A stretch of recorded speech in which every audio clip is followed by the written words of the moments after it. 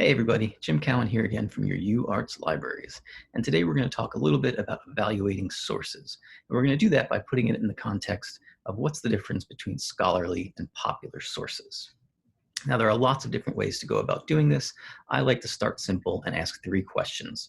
Who wrote it? Who is the audience? And what's in the actual article? As I mentioned, we're going to compare popular and scholarly sources, but this is something I recommend. These are questions I recommend you keep in mind all the time. When you're looking at Wikipedia, when you're looking at blogs, when you're looking at the news, anytime you're doing any reading and exploring and what have you, try to keep these questions in mind. So question number one, who wrote it? Was it a paid journalist? There's nothing wrong with paid journalists. We need news journalists. We need paid journalists interviewing artists to get the primary source quotes that we like to get. But at the same time, keep in mind these paid journalists have deadlines, could be a very quick deadline, and they're getting paid. So when you look at something, who wrote it and why are they writing it? Is the news source or the magazine that they're writing it for known to have a bias? And that's okay if it does. It's not doesn't invalidate it, but you need to keep that in mind when you're looking at these things. Again, I read an article once and it was scathing. It was a review of a visual arts gallery, and it was a scathing review. And it turned out the person who wrote it had a very right-leaning feeling towards art, and the newspaper he wrote it for, excuse me, also was very right-leaning, and the art display was very left-leaning. Now, again, it doesn't invalidate his opinion. It just means it's exactly that. It's an opinion. Whereas on the flip side, professors, researchers, are they going to have a little bit of bias and a little bit of opinion? Sure. They're humans. But keep in mind they're academics, so they're not getting paid to do it. They're doing it because they love the field, and they're going to be presenting research, ideally, not top to bottom opinions. So there's a big difference there. Money factors into everything, so paid versus not paid to me is a big deal.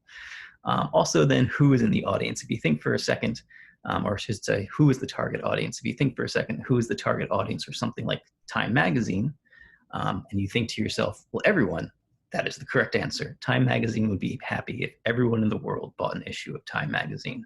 And again, that's fine. And that doesn't invalidate sources like The Atlantic. These are great sources. But on the flip side, you're going to get more in-depth from a scholarly or peer-reviewed or academic journal because they're targeting specific groups. So a music magazine doesn't care if a graphic designer can understand it. A graphic designer doesn't care if the terminology they use in there won't be easily comprehended by a dance major or a dance academic, because that's not who their target audience is.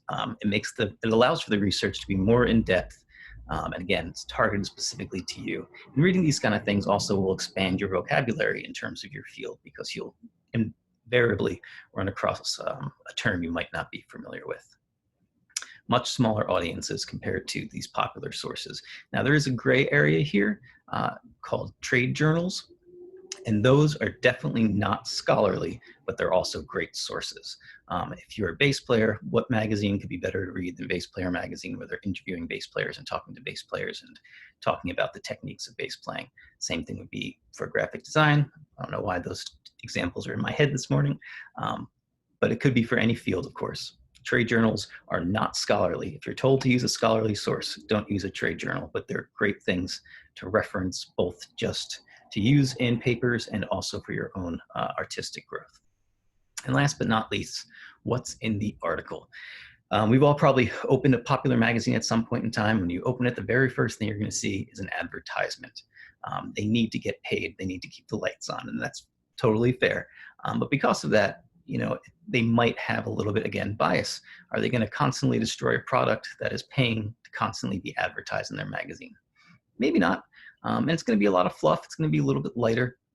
On the flip side, when you go through an academic journal about any of our subjects that we have here, they're going to contain a lot of data, a lot of research, a lot of analysis, a lot of references, which is great, because if you like the article, then you can very quickly find out other articles about similar things.